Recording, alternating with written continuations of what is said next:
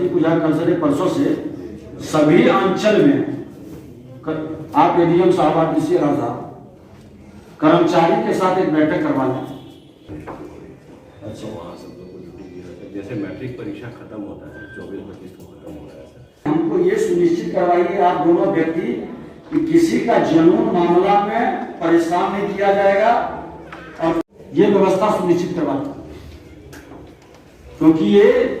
जमीन के नाम पर लघु सीमांत किसान या कोई भी किसान है, मजदूर है, इस तरह के लोग परेशान नहीं हो, इस तरह की शिकायत नहीं आनी चाहिए।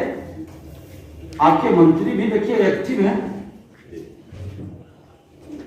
और जमीन पर इस तरह का मामला होगा, मुख्यमंत्री जी का बताइए, जमीन के मामला को लेकर आधा अपराध का कारण बना रहता है, इसके इस हाल में आप देख पाइए, लेकिन संदेश चला जाना चाहिए, इसके बावजूद भी शिकायत आएगी तो हम जिला के ही पदाधिकारी को जिम्मेवारी तय करेंगे, क्योंकि आज ऊपर में ठीक जिलाधिकारी कि इन्होंने एक्शन लेने की ईमानदारी से काम किया तो सहकारिता में बहुत हद तक ठीक हो गया। हमें पूरी उम्मीद है कि अंचल में ठीक हो जाएगा।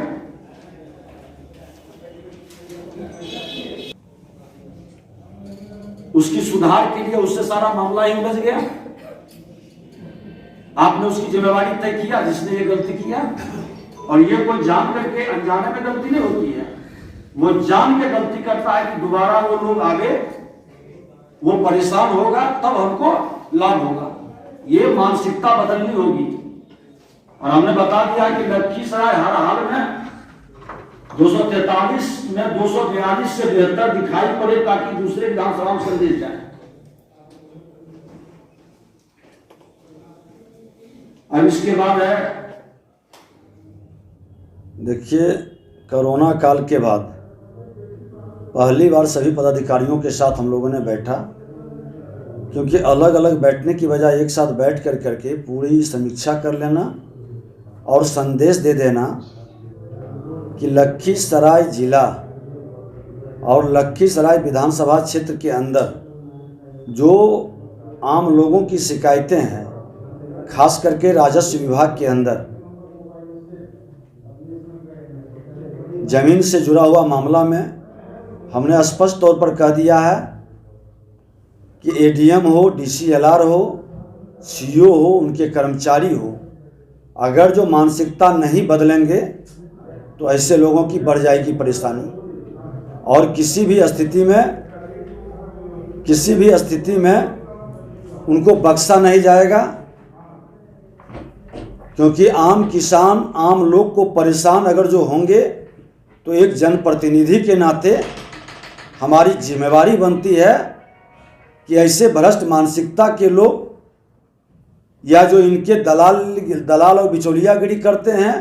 उन पर पदाधिकारी अंकुश लगावे। लोगों ने आश्वासन भी दिया है कि अब ऐसी शिकायत नहीं आएगी। उसी तरह से मनरेगा के मामले में पीओ के साथ वीडियो का आपके रजिस्ट्री ऑफिस के अंदर, एजुकेशन विभाग के अंदर और लघु सिंचाई, बिजली विभाग के अंदर, सभी विभाग के अंदर हमने, और आंगनवाड़ी केंद्र में कई अनियमितता का आवेदन हमको मिला था।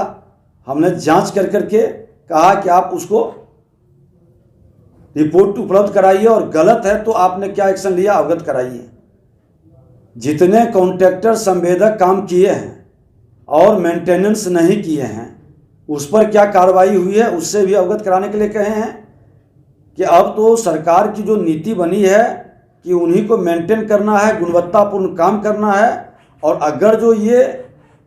गुणवत्तापूर्ण काम नहीं करते हैं, मेंटेनेंस नहीं करते हैं, तो वैसे लोगों को दोबारा टेंडर कैसे मिलता है। नगर पंचायत, नगर परिषद के अंदर भी जो योजनाएं चल रही है, प्रधानमंत्री आवास योजना के अंदर हमने कहा है कि जो शिकायत और गलत रिपोर्ट आया है, नल जल की व्यवस्था का है या और कई तरह के योजनाएं का है, और जिन लोगों पर आर्थिक अपराध किए हैं पदाधिकारी, उनकी फाइल अगर जो दबा के रखे हैं तो उस फाइल का रिपोर्ट हमने मांगा है एसपी से, और जिलाधिकारी एसपी को हमने साफ तौर पर कहा है कि प्रोटोकॉल का ये ध्यान रखें और विशेषाधिकार का हनन का मामला बनेगा तो बख्शे नहीं जाएंगे। एक बार सभी को प्रशिक्षित कर दें और पारदर्शिता ईमानदारी के साथ सरकार का निर्णय को जमीन पर उतारे और दलाली और बिचौलियागिरी करने वाले लोग अगर जो कार्यालय में बैठाते हैं और उनकी शिकायत मिलती है तो फिर ऐसे पदाधिकारी के बारे में हम लोग भी संज्ञान लेंगे और ऊपर भी इसके संदर्भ में हम लोग कार्रवाई के लिए लिखेंगे। सर जिले में नहीं, धान रफ्तार पिछले बार 40 और इस बार 79 जो आज रिपोर्ट आया डबल के लगभग। और ये पहली बार है, शुरू में शिकायत आई थी लेकिन जिलाधिकारी ने एक्शन लिया है। माननीय मंत्री जी से हम लोगों ने समय